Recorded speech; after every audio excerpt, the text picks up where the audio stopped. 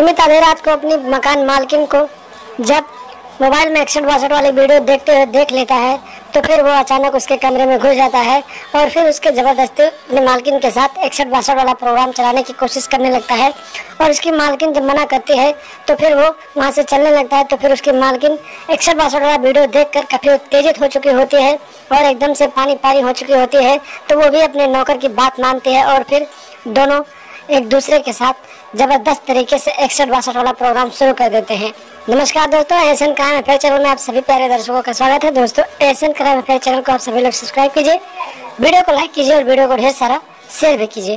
दोस्तों, चढ़ती जवानी और हवस की ये कहानी उत्तराखंड से सामने आई है, जहाँ पर एक सुनीता देवी नाम की बेहद ही खूबसूरत 35 साल की महिला रहती थी, जिसका पति इस दुनिया को छोड़कर चला गया था। उसे इस दुनिया को छोड़कर जाए हुए लगभग 3-4 महीने हो गए थे और उसकी एक बेटी थी जिसकी शादी हो चुकी थी। दोस्तों, जो सुनीता देवी थी काफ़ी प्रॉपर्टी वाली थी, तो वो अपना काम खुद नहीं करती थी। उसके घर में एक नौकर रहता था, उसने अपने नौकर को रख लिया था, जिस नौकर का नाम था सुमित। दोस्तों, 35 साल की जो थी महिला सुनीता देवी, वो पति की मौत के बाद काफ़ी अकेला महसूस करने लगी थी और अपने घर में हर एक रात टेंशन में रहती थी और रोती रहती थी। एक दिन की बात है, सुनीता देवी अपने कमरे में बैठकर रो रही थी, तभी अचानक उसका नौकर सुमित आ जाता है और कहता है, मालकिन आखिर क्या हुआ है, आप क्यों रो रही हो?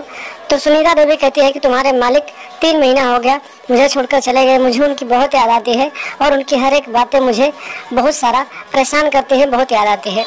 इतनी बात जब सुमित सुनता है तो फिर परेशान हो जाता है और फिर कहता है, मालकिन जब तक मैं तुम्हारे पास हूँ तुम्हें कोई चीज़ की दिक्कत होगी तो मुझे बताना, लेकिन आप ऐसे मत रहो, आप रोते हुए अच्छे नहीं लगते, आप हंसते रहो। सुनीता जो होती है वो भी अपने नौकर की बात मानती है और फिर अपने आप को खुश रखने की कोशिश करने लगती है और तरीके से दिन बीतते जाते हैं और सुनीता जो होती है वो अकेलापन महसूस करने लगती है और फिर उसको वो घर काटने को दौड़ने लगता है और फिर उसके मन में एक अलग से तरीके से वासना जागने लगती है और फिर वो एक मर्द की तलाश करने लगती है।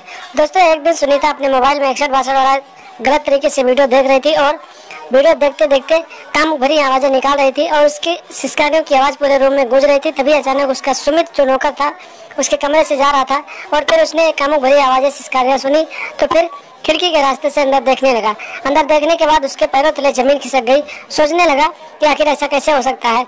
दरअसल उसकी मालकिन जो सुनीता देवी थी वो अपने मोबाइल में 61-62 वाला वीडियो देख रही थी और कामुक भरी आवाज़ें और सिसकारियाँ निकाल रही थी। सुमित तुरंत समझ जाता है कि उसकी मालकिन को किस चीज़ की ज़रूरत है और किस लिए वो रोज़ रोती रहती है। सुमित जो होता है उसके ऊपर भी हवस का बहुत सवार हो जाता है और फिर वो हर एक रात अपने मालकिन के बारे में सोचने लगता है और फिर उसके साथ 61-62 वाला प्रोग्राम चलाने के बारे में सोचने लगता है। एक दिन की बात है, उसकी मालकिन अपने कमरे में दरवाज़ा हल्का खोल कर ही 61-62 वाला वीडियो देख रही होती है। तभी अचानक सुमित वहाँ पहुँच जाता है और अपने मालकिन के कमरे में घुस जाता है और फिर दरवाज़ा अंदर से बंद करके उसके साथ उसी के बेड पर उसे लेटाकर जबरदस्त घोड़ी की तरीके में 61-62 वाला प्रोग्राम शुरू कर देता है।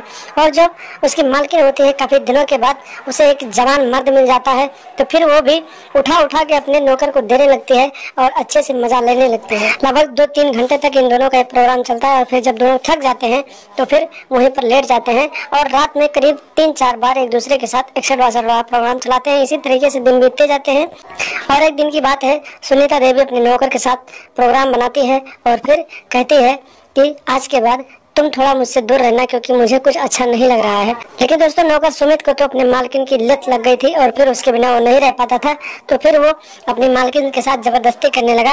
और एक दिन की बात है, नौकर अपने मालकिन के साथ जबरदस्ती 61-62 वाला प्रोग्राम चला रहा था। तभी अचानक उसकी मालकिन सुनीता को गुस्सा आ जाता है और फिर वो एक धारदार छुरा उठाती है और अपने नौकर सुमित के पेट में मार देती है और जिसकी वजह से नौकर सुमित की मौत हो जाती है। और फिर पुलिस वालों को फोन करती है और कहती है कि ना जाने क्यों मेरे नौकर ने आत्महत्या कर लिया है। जब पुलिस वहां पहुंचती है तो फिर लाश को पोस्टमार्टम भेजती है और फिर छानबीन करने लगती है तो पता चलता है कि मालकिन और नौकर का नाजायज संबंध था और शायद मालकिन ने ही नौकर को मार डाला है।